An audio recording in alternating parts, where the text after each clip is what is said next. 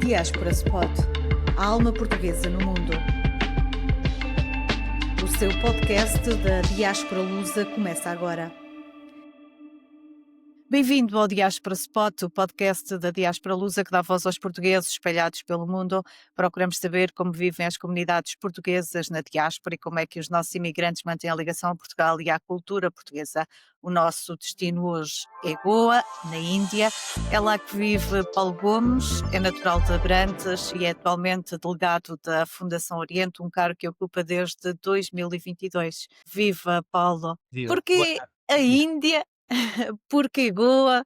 Surgiu a oportunidade de vir para Goa para representar a Fundação Oriente e entendi que após algumas atividades profissionais na Europa, mais concretamente em Portugal e em África, em alguns países de expressão portuguesa, faria sentido esta oportunidade no Sudeste Asiático. Até porque a missão em si enquadra-se naquele que é o meu propósito de vida, no fundo, que são dois. O primeiro passa por poder colaborar e ajudar e tornar um pouco melhor a vida de todos aqueles que me rodeiam, com um foco especial naqueles que mais precisam. Isto depois também se aplica à entidade que represento, poder contribuir para elevar o nível da entidade que represento.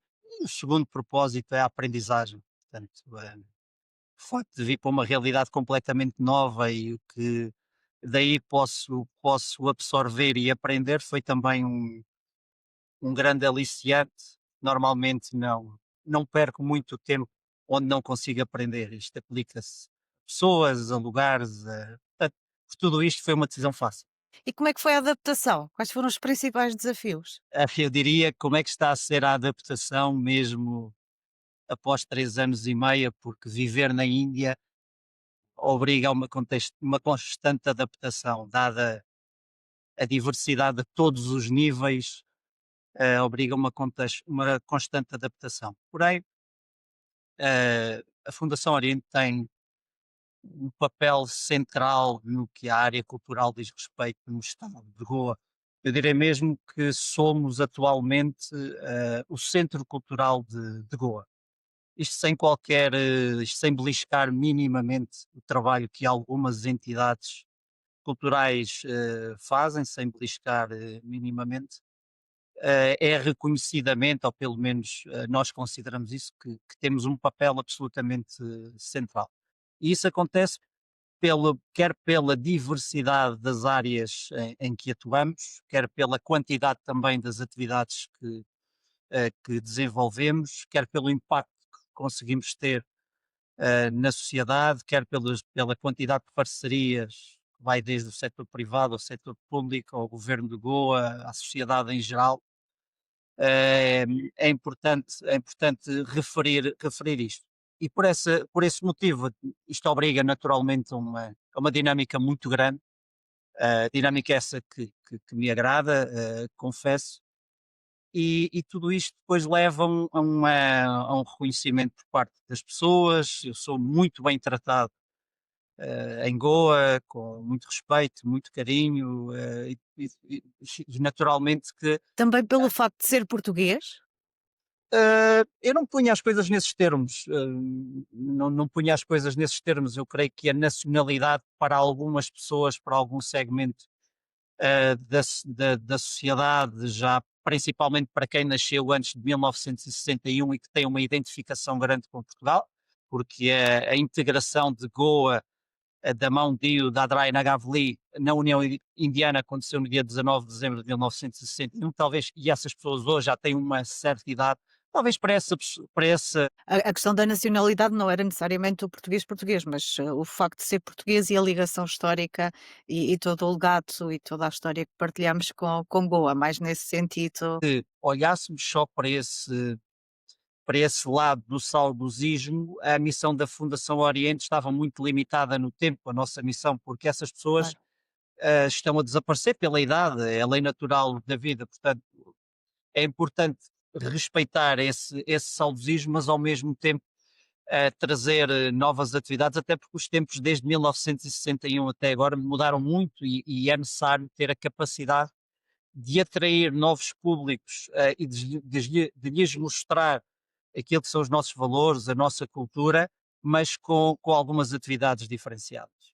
Mas voltando ainda só um bocadinho a esta adaptação, foi um grande choque cultural? Não, por várias razões. Eu antes de vir para Goa e para a Índia, vivi e trabalhei, por exemplo, em Moçambique, Angola, São Tomé e Príncipe, Que vários países dos ver, Palop.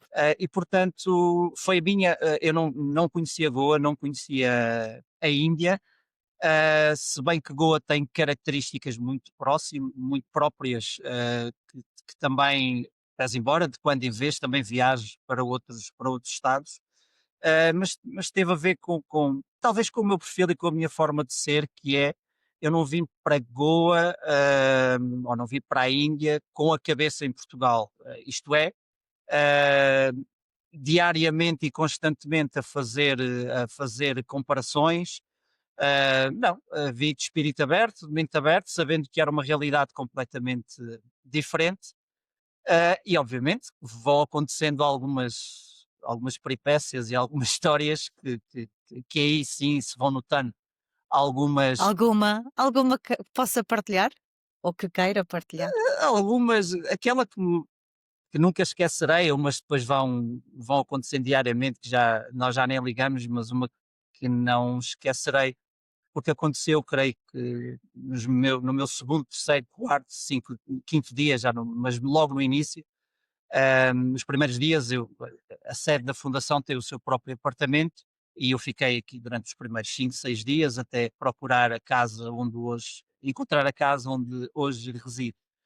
E como sempre fui, ainda continuo a ser um atleta, durante um largo período da minha vida em Portugal federado, agora já não, agora é título pessoal. Uma das primeiras coisas que fiz foi procurar um ginásio, tipo dizer. E encontrei aqui um próximo da delegação, algo até mais rural, mas era o mais próximo e, portanto, por uma questão de conveniência, acabei por me inscrever e, e como tenho o hábito de treinar às 5 da manhã, isso desde sempre, muito cedo, antes do trabalho, depois levo a minha roupa e tomo banho no ginásio, troco a roupa e venho. Porque desde os 7 anos que estive envolvido em equipas e em balneários, é uma coisa natural, vou treinar, depois vou para o balneário, a roupa vou para o duche. E a primeira vez que o fiz, estava um senhor da limpeza que assim que eu saí do duche para vir para o espaço onde iria vestir, a falar já não me lembro se em Konkani, se em hindi. O Konkani é a língua oficial de Goa.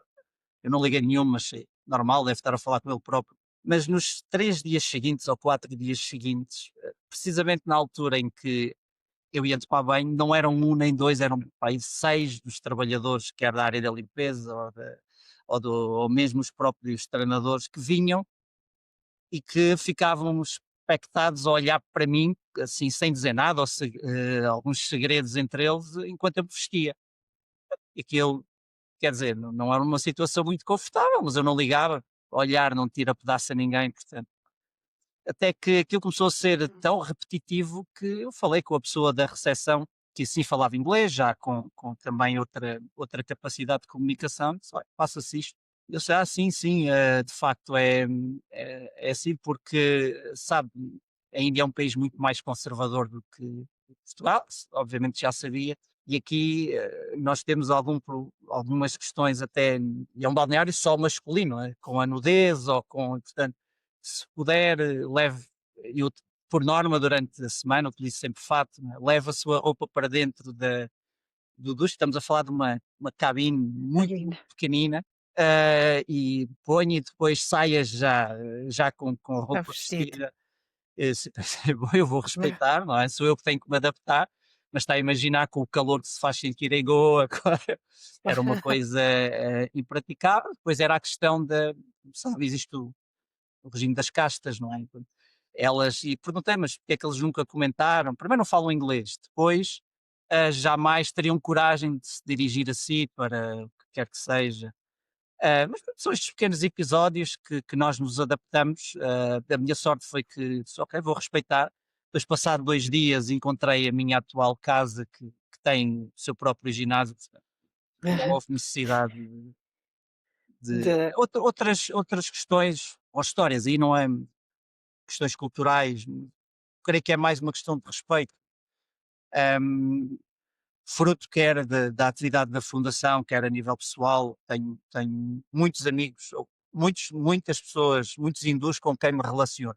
Às vezes vamos almoçar ou um evento qualquer, e como sabe, Goa tem, eu creio que entre 65% a 70% da sua população é hindu, depois a comunidade católica ronda entre os 15% e os 18%, e depois são muçulmanos e outras religiões. E como sabe, na Índia, para os hindus, a vaca é um animal sagrado, não é? Significa eternidade, a proteção, enfim, etc. E alguns hindus, para não dizer todos, porque não são todos, são vegetarianos, mas uma boa parte não come carne de vaca. Eu quando vou, por exemplo, para um almoço com, com alguns hindus, mesmo que eu não sou vegetariano, mas mesmo que até me apeteça naquela altura, eu não o faço, por uma questão de respeito, respeito. Eu creio que é isto, porque sou eu que tenho que me adaptar sem perder a minha identidade e sem deixar de parte os meus valores. Sou eu que tenho que me adaptar a uma realidade diferente, porque eu estou num país que não é o meu, ou numa região que claro. não é a minha. São mais estas coisas. Há aí alguma comunidade, haverá, não é, claro, de comunidade que comunidade de portuguesa e de lusodescendentes é que encontrou? Marta, a comunidade portuguesa em Goa é muito, muito, muito reduzida.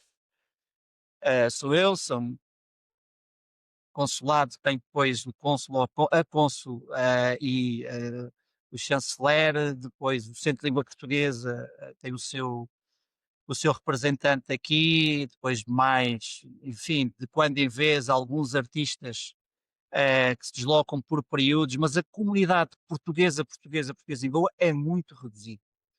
Aquilo que existe são pessoas que têm ou o passaporte, que são goeses, mas que têm ou o passaporte português ou até nacionalidade portuguesa, uma boa parte, alguns falam português, outros não, e depois existe uma comunidade goesa significativa que fala português, principalmente quem nasceu antes de 1961, e que têm familiares em Portugal e que visitam Portugal com muita frequência, mas são goeses. Portanto, a comunidade de portugueses portuguesa é muito reduzida. Uhum.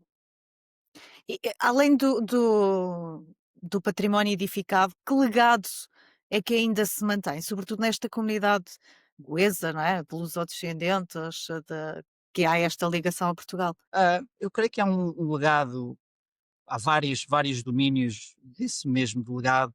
Eu vou começar pelo património edificado, desde logo, que varia desde o barroco ao manuelino, com grande foco naquilo que são as igrejas e as capelas, e outros marcos religiosos ligados ao cristianismo, porque, como sabe, Goa, a tal história de Goa como a Roma do Oriente, isso é mesmo verdade, e foi durante também algum tempo a capital do Império Português na Ásia, e isso é muito significativo, e deixe-me dizer que é provavelmente um dos grandes marcos ou polos de atração turística, principalmente para indianos de outro estado, que Goa não tenho dados concretos, mas não deve fugir muito disto. Creio que entre 80% a 90% do turismo em Goa, atualmente, é pela própria ascensão económica da Índia, acontece com turismo interno, não é? E indianos de outros estados que ficam fascinados com esse legado edificado, deixado pelos portugueses. Mas dentro da gastronomia, a gastronomia goesa tem alguma influência portuguesa, sem dúvida, algumas tradições, Como? Por exemplo? voltando novamente ao saudosismo.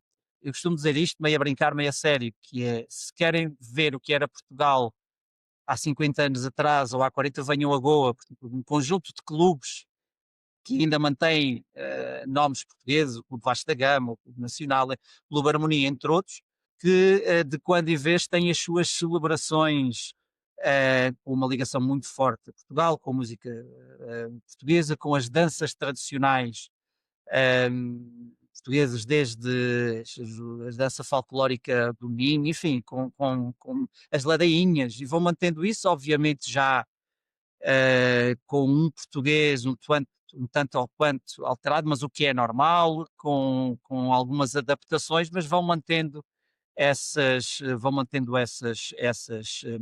tradições. Depois, um último aspecto que nos é muito próximo é a questão da língua portuguesa. Eh, Nisso aí a Fundação também tem tido um sim, papel para manter a nós língua. nos últimos anos temos vindo a apoiar financeiramente as escolas. Isto é importante realçar, o ensino português a nível do currículo. O ensino português no ensino secundário na Índia, curricularmente só acontece no estado de Goa, só acontece em Goa. Faz parte do currículo, mesmo sendo uma língua opcional, faz parte do currículo. Nós já há muitos anos que temos vindo a apoiar financeiramente, pagamos vencimentos de 20 professores, cerca de 20 professores goeses que ministram o português nas escolas secundárias de Goa. Atualmente são cerca de 1.500 alunos, o que tem algum impacto. Obviamente que não podemos esperar que se fale português como se falava antes de 1961, não. Nem encontramos nas ruas pessoas a falar português com muita frequência. Agora, há esse interesse, aquelas pessoas, repito, que nasceram antes de 61 falarão português, os filhos dessas pessoas já têm alguma dificuldade, mas esta geração mais jovem, não é? Os netos, já têm esse gosto e uma das primeiras cidades que decidi tomar foi, se esta é uma parte importante da nossa atividade, eu vou visitar as escolas. E comecei a fazer desde 2022 para perceber, em louco, a comunidade, para falar com os professores, com os alunos. Uma das perguntas que fazia muito era porque é que os Porque é meninos português. escolhiam, e as meninas escolhiam português? E as respostas variavam desde porque em casa o meu avô, a minha avó, o meu bisavô, a minha avó fala português e eu quero entender, por exemplo, porque ainda existe uma ligação afetiva com Portugal.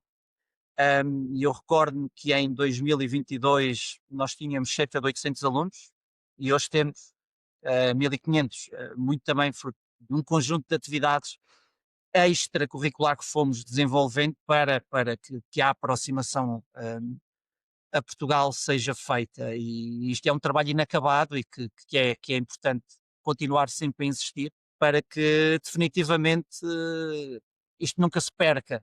Obviamente que há uma tendência, porque é normal, são muitos anos. Não podemos fazer comparações com aquilo que acontecia no passado, mas mesmo assim o português ainda é uma realidade em Goa, bem viva. Desculpe, Além Marco, disso, ainda há um outro aspecto que me esqueci de referir e que também é importante, do legado, que são as paisagens linguísticas. O que é que eu quero dizer com isto? O nome das ruas, por exemplo, principalmente em algumas zonas que normalmente, a zona onde a Fundação tem a sua sede, a zona das Fontinhas, que é considerado o bairro português, eu não diria, mas diria mais um bairro latino, onde o nome das casas é em português, o nome de algumas ruas ainda são em português, o nome de algumas lojas ainda são em português, e estas paisagens linguísticas também têm o seu impacto, para além daquilo que é um dos marcos também muito característicos em Goa, que são as casas senhoriais, normalmente apelidadas de casas indo-portuguesas. Eu creio que a expressão mais correta será casas goesas com influência portuguesa. Tem características muito próprias.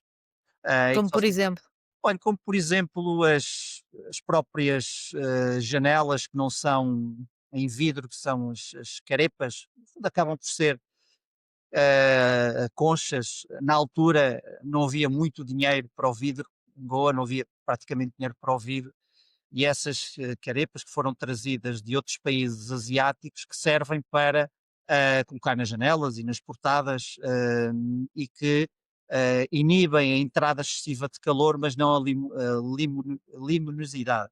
Portanto, é algo que muito característico em Goa. Os próprios balcões, ou as próprias varandas, que são varandas também muito características, a própria arquitetura no seu interior, o próprio mobiliário, que são muito característicos de Goa, mas também com alguma influência portuguesa. Qual é também o papel, a Fundação Oriente nesta questão da língua tem um papel importante, mas além da questão da língua, como é que promovem a cultura e, enfim, levam essa cultura aos goeses? Sim, nós atuamos em 8 áreas. O ensino do português já falei, depois na área das artes, que temos uma belíssima galeria de arte na nossa sede, que é felizmente para nós muito visitada. Dá também, temos uma exposição permanente de um autor goês, António Xavier Trindade, de valor acrescentado. Depois temos programas como o Prémio Fundação Oriente para as Artes Visuais, dada também as dificuldades que os artistas indianos, maioritariamente goeses, enfrentam. É uma forma também de lhes dar palco. Fazemos depois, selecionamos aqueles que entendemos e o júri que convidamos entende serem os 30 melhores trabalhos, fazemos uma exposição temporária e ao vencedor atribuímos, para além de um prémio financeiro, uma residência artística durante um mês em Portugal, dos nossos parceiros, no caso concreto, no Museu de Arte Contemporânea da Casa da Seta. Portanto, desta forma, para além da visibilidade e desta oportunidade fantástica que atribuímos ao artista, a esta ligação a Portugal. Temos atividades como, por exemplo, o Festival de Música do Monte, que desenvolvemos desde 2000, após um apoio financeiro que demos ao governo de Goa para recuperar uma das capelas mais emblemáticas do século XVI, na altura de Francisco de Albuquerque. Daqui a Capela de Nossa Senhora do Monte, que ardeu, e nós demos um importante apoio financeiro desde essa altura que temos organizado dos festivais mais emblemáticos, eu diria até mais charmosos de Goa, que combina, são 3 dias de festival, trazemos sempre um ou mais artistas de Portugal, juntamente com artistas não só de Goa, mas de outros territórios da Índia, que 3 dias com 6 atuações, festival que não é um festival folclórico, é um festival de música clássica, vai desde ao fado, de quando em vez introduzimos jazz, muito instrumental, guitarra portuguesa, flauta, enfim. E é de facto um festival muito bonito e que permite também, não só aos goeses, mas aos turistas, quer estrangeiros, quer de outros estados, terem um contacto através da música com a cultura portuguesa. Ah, o festi- não posso esquecer o Vem Cantar, porque é uma das nossas atividades emblemáticas, concurso da canção portuguesa, que nós designamos carinhosamente como o nosso mini Eurovisão, que surgiu também desde 1998, precisamente para permitir que todos, quer jovens, quer adultos, que têm ligação a Portugal ou não, mas que gostam de cantar em português, que tenham um espaço para o fazer. E hoje a adesão é absolutamente fascinante e devo confessar, Marta, que é provavelmente a atividade que mais me emociona porque os jovens começam a preparar o Vem Cantar. Normalmente acontece em setembro, mas assim que termina começam a preparar, porque uma boa parte deles não fala fluentemente português. Outros até não falam nada de português, E mas há aí um esforço para não cantam em para português. cantar. Mas eu gostaria que a Marta um dia pudesse assistir para perceber até a qualidade da pronúncia, isto obriga o quê? Obriga. Alguns decoram, eu admito que sim, mas outros vão, estudam os artistas, estudam a cultura, estudam a música e depois treinam. Isto também aproxima, isto é muito interessante, só para terminar este ponto. A questão de uma atividade que nós não temos atividades preferidas ou não preferidas, todas são importantes para nós. Uma que surgiu após as visitas às escolas, porque grande parte dos alunos, não todos, mas grande parte, nos perguntava que atividades é que gostariam de ter ou o que é que gostariam que a Fundação Oriente trouxesse. E a primeira resposta era: nós gostaríamos de visitar Portugal. É impossível pegar em 900, 1000, 1500. 1400 alunos e então esse desejo levou-nos a criar a atividade que designámos de Fundação Oriente Estrelas do Futuro, que é um quiz, uma competição quiz, que envolve perguntas sobre temas que os alunos estão a estudar, só sobre a Índia, mas todo o quiz é feito em português.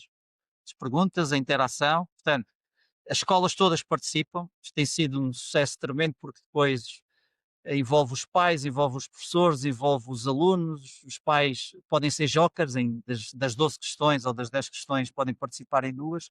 E qual é aqui o grande aliciante? A equipa vencedora ou a escola vencedora, nós suportamos todos os custos de uma viagem de 15 dias, uma viagem cultural de 15 dias a Portugal. eh, Duas grandes cidades, Lisboa e Porto, com visitas àqueles que são os nossos monumentos mais emblemáticos, enfim, de escolas, e por essa razão tem sido um enorme sucesso. No regresso, o que é que dizem sobre essa experiência? Olha, para o que me vem primeiramente é que é uma experiência de vida, que uma coisa é aquilo que aqui aprendem nas escolas e que leem nos livros, outra coisa é ir a Portugal e ter a realidade.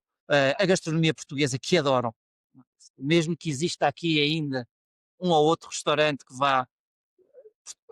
Comida portuguesa carece de produtos portugueses, não é? Isto é como aqui eu estar à procura de, ou quando estou em Portugal, ir à procura de. Estar à procura de comida indiana? Existe, qualidade, mas eu creio que cada coisa no seu lugar. Falam também da amabilidade dos portugueses, a forma como são tratados, mas isso acima de tudo, jovens entre os 14 e os 18 anos, que grande parte deles nem passaporte têm, que nunca, não direi todos, mas alguns, nunca tiveram a oportunidade de sair de Goa, ter nesta idade a oportunidade de visitar Portugal com um programa cultural de valor acrescentado, sem os pais, porque vão os 4 alunos ou alunas e a respectiva professora, é uma experiência que nunca mais irão esquecer e que vêm com um carinho por Portugal e com uma vontade de desenvolver muito grande. Portanto, são todas estas, para além de outros eventos, seminários, Pois. conferências que vamos fazendo, que faz com que esta aproximação seja muito forte, porque as pessoas percebem que somos portugueses, somos uma entidade portuguesa, somos portugueses com muito orgulho, mas não estamos aqui só para promover a língua portuguesa ou a cultura portuguesa. Sim, isso é uma das nossas missões, mas ao mesmo tempo, como é que através daquilo que nós temos de melhor e através daquilo que Goa em geral, Índia no geral, mas Goa em particular tem melhor, como é que nós podemos trabalhar em conjunto para que nunca percamos estes laços culturais entre Portugal e Goa? E as pessoas já entenderam isso. Para si, e tendo em conta esta experiência, como é que define Portugalidade? Portugalidade, eu creio que pode ser definida diversos níveis.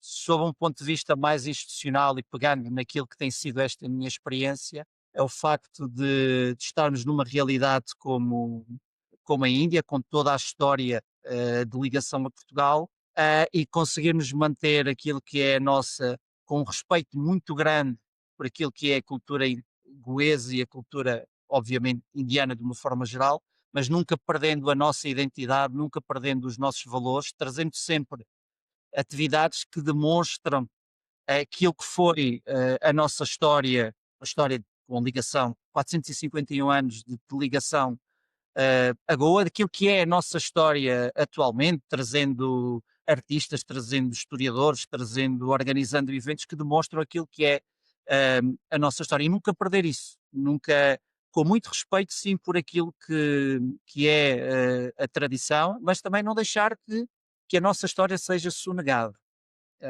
Há coisas que correram muito bem, deixámos aqui um legado grande, há outras com as quais nós não nos identificamos ou nós não nos orgulhamos, isso faz parte, mas estamos aqui também para que a nossa história não seja, numa perspectiva positiva, não seja sonegada, não seja adulterada, mas acima de tudo para demonstrar que o que lá vai e é hora de seguir em frente porque todos temos a ganhar.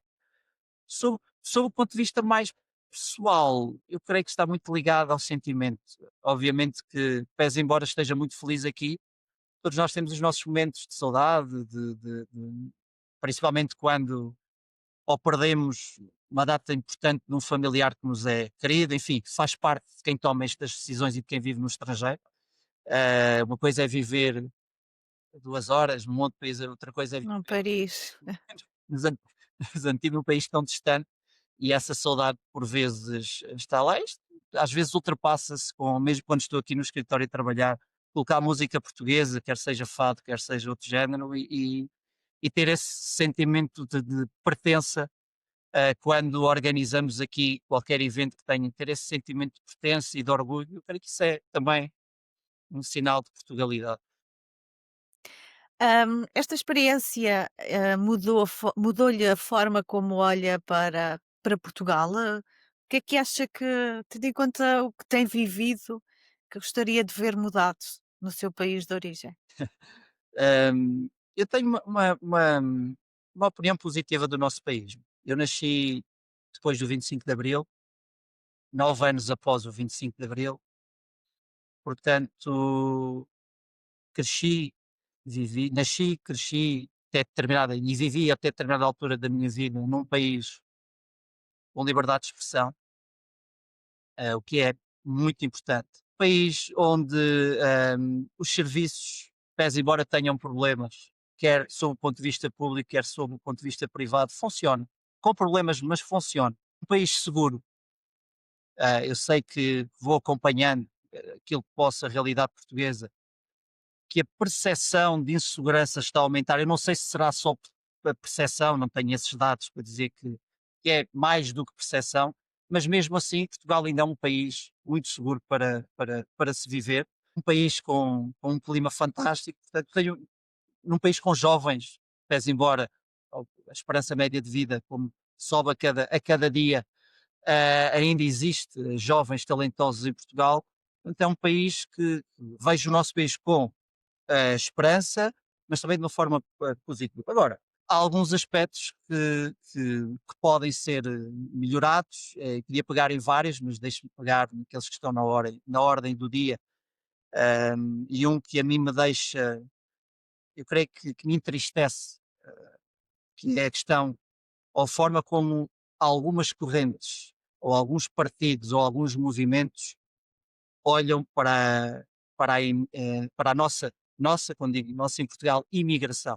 E digo isto porque, obviamente que eu estou a viver num país que tem 1,4 bilhões de pessoas. O nosso país há cidades ou estados na Índia que têm 30 milhões de pessoas. Delhi, Bombaim. O nosso país tem 10 milhões de pessoas, ou coisa parecida. Segundo os últimos censos, segundo pude perceber, nos últimos 10 anos entraram em Portugal, ou Portugal acolheu mais de 1 milhão, ou cerca de 1 milhão de imigrantes. Ou seja, num país com 10 milhões de pessoas, isto significa 10% da população, isto tem impacto.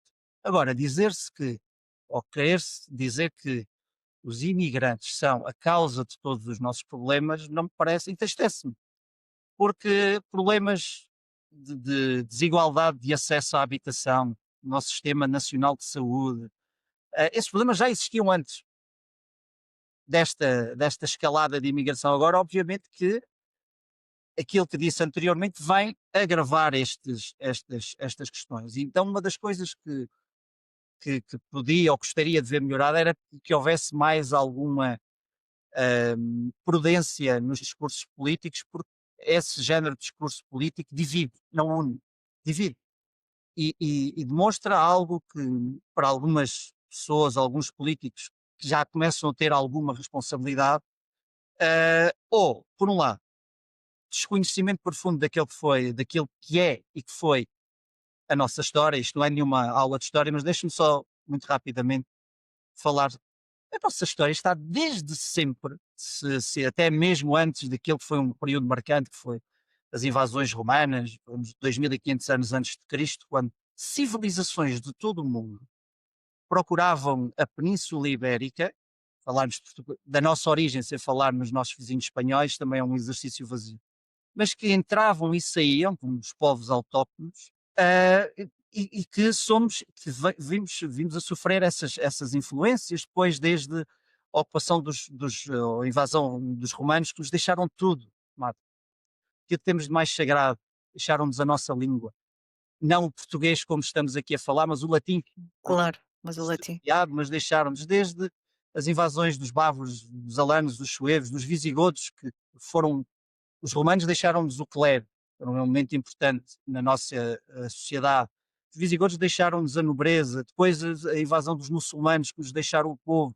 E, portanto, e aqui podíamos discorrer até chegarmos aos dias de hoje. Portanto, nós somos feitos, nós somos feitos disto e somos o país que somos e as pessoas que somos devido a estas É eh, o nosso passado. devido a estas interações. Portanto, isto não me parece algo que seja. Eu sei que para algumas pessoas isso pode dar votos ou para alguns partidos, mas intelectualmente não é, não é honesto. Eu creio que podia começar por aí, porque depois há estes géneros de discursos de divisão e vai tendo depois os seus apoiantes, porque vivemos numa situação muito perigosa a nível global, onde exacer onde o excesso de nacionalismo ou de patriotismo é cada vez mais evidente e isso é uma situação muito perigosa.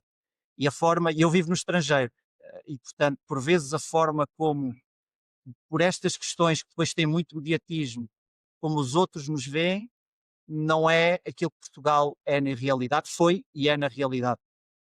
Não, Sente que sendo imigrante tem voz em Portugal? eu acho que não, Marta, muito sinceramente, eu acho que sou muito, primeiro sou muito pouco conhecido em Portugal, creio eu, é essa a percepção que tenho também. Não, enquanto cidadão, não é? Se tem voz em Portugal, se consegue participar naquilo que é a vida do país?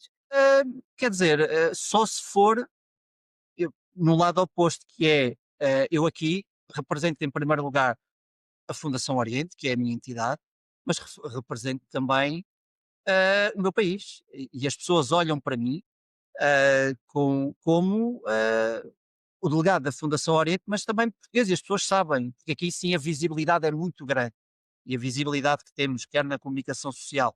E, portanto, a voz é o facto de todas as pessoas que nos procuram, que vêm aqui, ouvem falar português, muitos dos discursos são em inglês, mas falo sempre uma parte do mesmo em português, e por essa razão talvez sim. Agora, em Portugal, eu creio que não, creio que, mas também não é algo olha, não é algo que alguma vez tenha pensado, que procuro, que não, ou que me preocupe com isso, porque também estou muito longe e nós, eu creio que esta é uma das características do povo, do nosso povo, que é fomos grandes navegadores, fomos grandes descobridores. Há um livro muito interessante, Sr. João Paulo Oliveira e Costa, que é não, Império dos Pardais, não é? Que fala naquilo que nós, e depois na forma que conquistamos e depois a forma como também tudo perdemos, porque os contextos eram outros e não vamos por aí. Mas nós temos alguma tendência depois para olhar um bocadinho só para aquilo que é o nosso território e às vezes, principalmente para estes países mais longínquos, para o desconhecimento. E eu tenho alguma pena porque, obviamente, o contexto europeu também não é o mais famoso hoje em dia, mas eu gostaria que existissem mais entidades a todos os níveis, como a Fundação Oriente, e gostaria que também que se olhasse isto, talvez o nosso governo, nós preocupamos muito com a China e eu percebo porquê, mas que se olhasse para a Índia, não só para Goa, obviamente Goa será sempre a plataforma de Uma decisão mais pelo aspecto, aporte. porque há um conjunto de oportunidades e a Índia está a evoluir de uma tal forma, ainda há muitas carências também, que merecia ser olhada com outra atenção e com outro registro, porque há um conjunto de oportunidades, desafios também muito interessantes. Paulo, para terminar, depois de Goa, o que é que poderá ah, estar no futuro? Portugal ou eventualmente outra aventura por esse mundo fora? Hoje em dia, não faço a menor ideia, porque a minha cabeça está aqui. Agora, eu sou português, amo o meu país, gosto muito do meu país, porém, até pelo meu historial, o mundo é a minha casa e, portanto, aquilo que disse no início, que a decisão foi fácil de tomar porque se enquadrava no meu propósito de vida.